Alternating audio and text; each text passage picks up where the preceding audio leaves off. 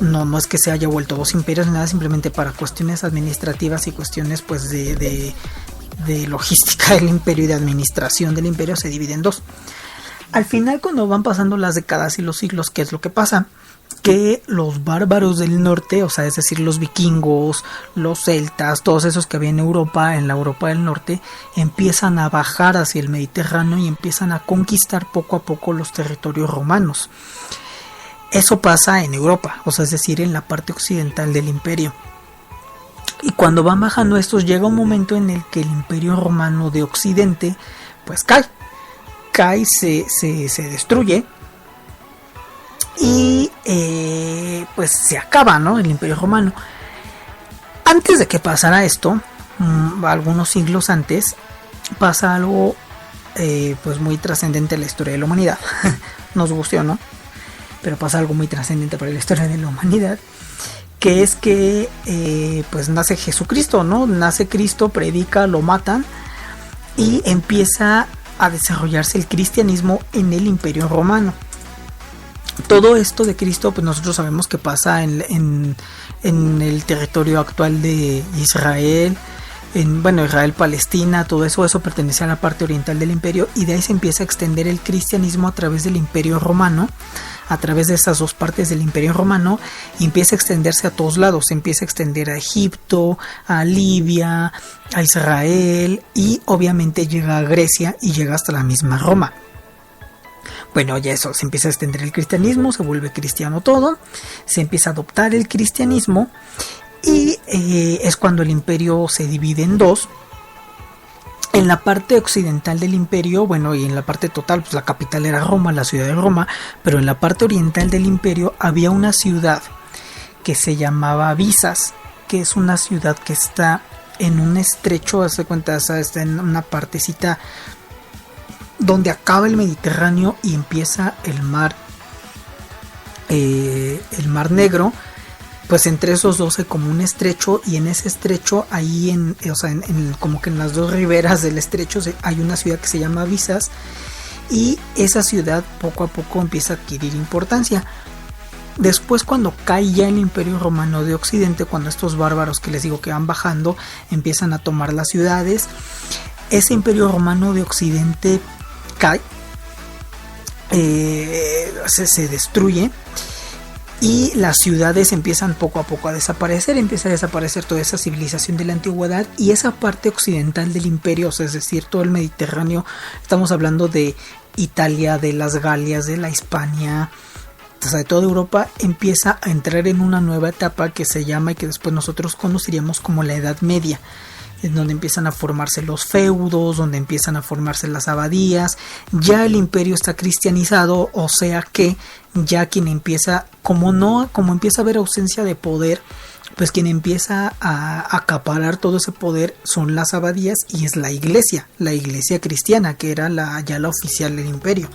En la parte oriental, que es a la que pertenece Grecia, en esa parte oriental no hay bárbaros, no se cae el imperio, no pasa nada, el imperio dura otros 1000 años, el imperio romano ahí sigue cristianizado, porque también se cristianiza, pero sigue como imperio romano, solo que se va a llamar de alguna manera, porque ya no es Roma, porque la ciudad de Roma ha caído, entonces se va a llamar como se llama la capital de esa parte del imperio, que era la ciudad de Visas, y entonces se va a llamar Bizancio, el imperio bizantino.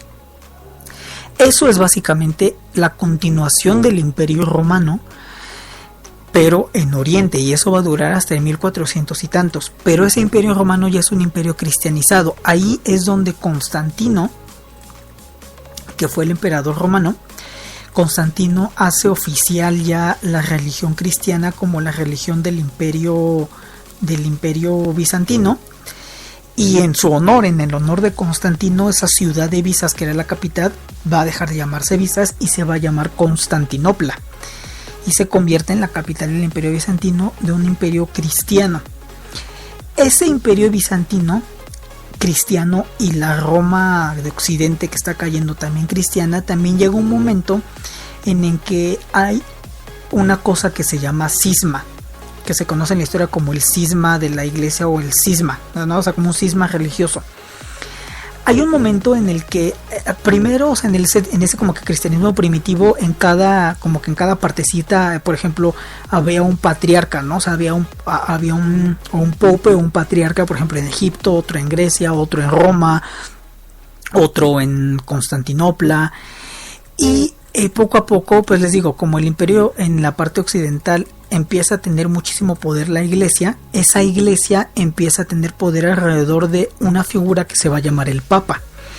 Y el Papa se convierte en ese como el jefe de la iglesia, ¿no? Y como el descendiente de Pedro en la tierra, que le llaman. Entonces este Papa pues empieza a adquirir muchísimo poder. Eso, como les digo, está pasando en Occidente. En Oriente eso no pasa. Grecia pertenece al Imperio Romano de Oriente, al Imperio Bizantino. Entonces, como eso no pasa en el Imperio de Oriente, termina viendo un cisma, porque el poder lo está acaparando uno por un lado, pero en el otro, pues ellos no tienen ningún problema de bárbaros, ni ningún problema de que se les esté desintegrando el imperio, ningún problema de nada. Entonces ellos pues siguen normal con sus patriarcas cristianos. Y llega un momento que la situación ya se hace como muy insostenible, y entonces hay un cisma de la iglesia.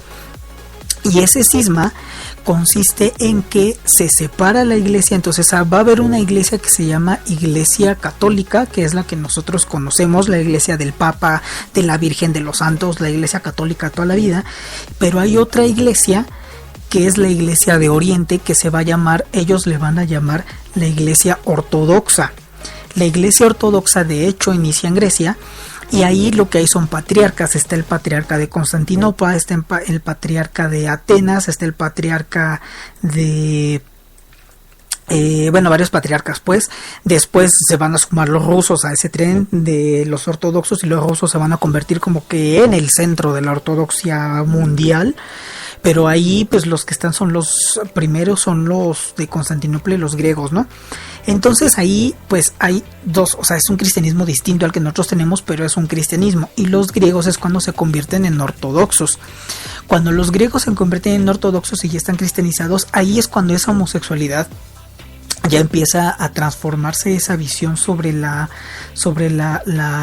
homosexualidad.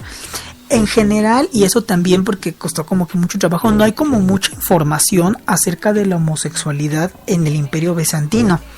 Lo que se sabe, lo que se deduce es que, bueno, cómo es la religión ortodoxa y cómo es la religión cristiana, y pues ahí como que cómo lo daba, ¿no?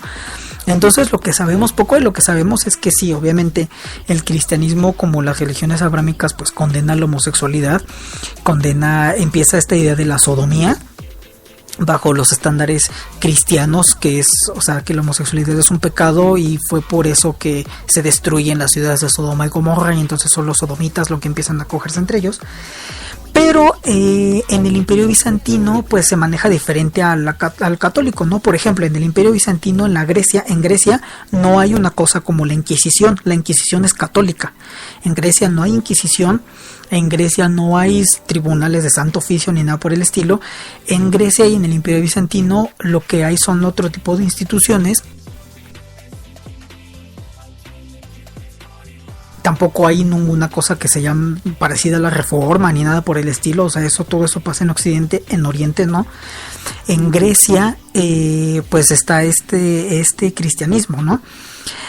Ahora este cristianismo lo que empieza, pues empieza como que a sustituir todos esos dioses del Olimpo, y esa homosexualidad pues empieza a verse de alguna manera condenada, y empieza a ser mal vista, y empieza a asociarse con pecado, pero de todas maneras sigue habiendo para esa época todavía como una especie de sincretismo entre la Grecia clásica y la Grecia moderna. De hecho, todavía en algunos puntos de Grecia pues todavía se veneraba algunos dioses griegos antiguos. Poco a poco fueron desapareciendo, pero bueno, se empezaban a venerar. Obviamente desaparecieron las bacanales, desapareció todo eso, pero por ejemplo en el ritual hay un ritual de la iglesia ortodoxa que es un ritual de hermanamiento entre dos personas, que es como una especie de matrimonio, que no es matrimonio, pero sí es como una especie de matrimonio que reconoce la iglesia ortodoxa, la iglesia del Imperio Bizantino, y ese pues obviamente podía ser entre personas del mismo sexo. Era un hermanamiento entre dos hombres o entre dos mujeres, en donde se juraban fidelidad y juraban como compartir su vida juntos por el resto de la vida. Y ese ritual es un ritual que solo existe en la Iglesia Ortodoxa. Y muchos dicen que es un ritual que puede como devenir o puede ser una especie de evolución de la Grecia clásica, donde había como también esta suerte de matrimonios, pues no eran matrimonios gay como lo entendemos nosotros ahora, ¿no? Pero eran como esta especie también de hermanamientos. En la Iglesia Ortodoxa existe también esa suerte de hermanamientos. Y también había una cosa, pues una cosa muy interesante, que era que en ese imperio bizantino todavía permanecía un poco, sobre todo pues obviamente en la parte de Grecia permanecía, y la parte de Turquía, que poco a poco fue adquiriendo como esa cultura, iba permaneciendo poco a poco esta idea de homosexualidad como paternal, pero un poco distinta. En el imperio bizantino se sabe que había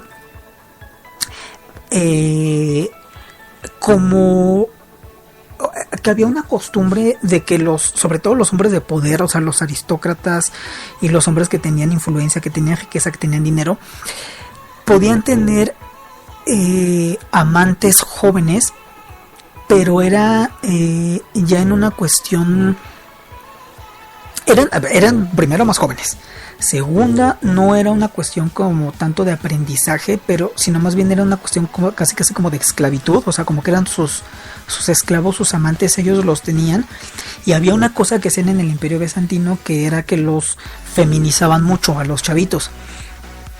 Se decía o se presumía que pues mientras más joven fueras, o mientras fueras joven, como que te parecías más a una mujer, entonces pues podías como dar servicios sexuales y servicios femeninos a los aristócratas. Entonces se daba mucho, bueno, no mucho, pero sí se llegaba a dar esta cuestión de que había pues igual adolescentes, ¿no? De 12, 13 años que eran llevados a las casas o a los palacios de los aristócratas, y ahí ellos pues les hacían de todo, pero había también una cuestión muy como feminizante, o sea, decían que los vestían de mujeres, que los hacían bailar danzas femeninas, que a veces los depilaban, todos, o sea, era como esta cuestión, ¿no? Como que incluso se llega a decir, o se llegaba como bueno, se llega a tener como la idea de que en algunos casos los llegaron inclusive a castrar a los chavos, porque era como esta cuestión de feminizante, pero pues al final seguían siendo hombres, ¿no?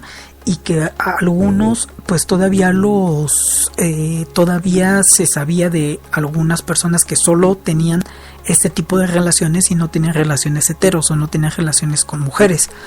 Entonces ahí poco a poco, o sea, sí siguen siendo, sí hay cristianismo, sí ellos pues ya está esta cuestión de pecaminoso y lo que sea, pero sigue habiendo como esa suerte de sincretismo, ¿no?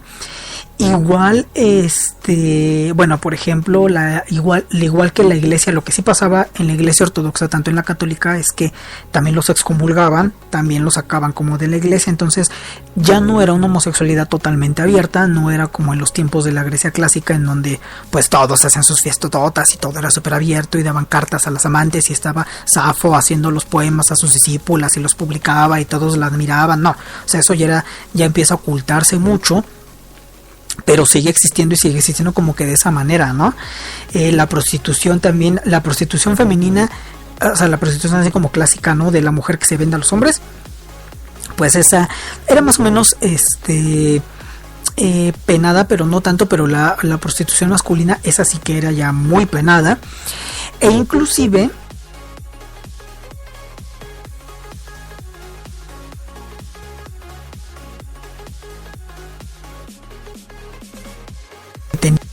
domitas también se les castrara, ¿no?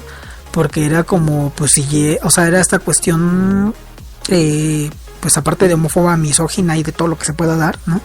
Y empieza todo esto. Entonces ahí tenemos que pues esta homosexualidad obviamente ya empieza a ser muy penada, pero pues sigue existiendo, ¿no? Y sigue existiendo también, y obviamente los que nos llega pues es de la parte de los ricos, ¿no? Ya los pobres menos se sabe cómo se vivían, pero en la parte de los ricos pues todavía se sabe que tenían estos amantes y así, ¿no? Empiezan obviamente también, como estamos hablando de cristianismo, tanto en Oriente como Occidente hay también monasterios. En el Occidente pues también hay monasterios.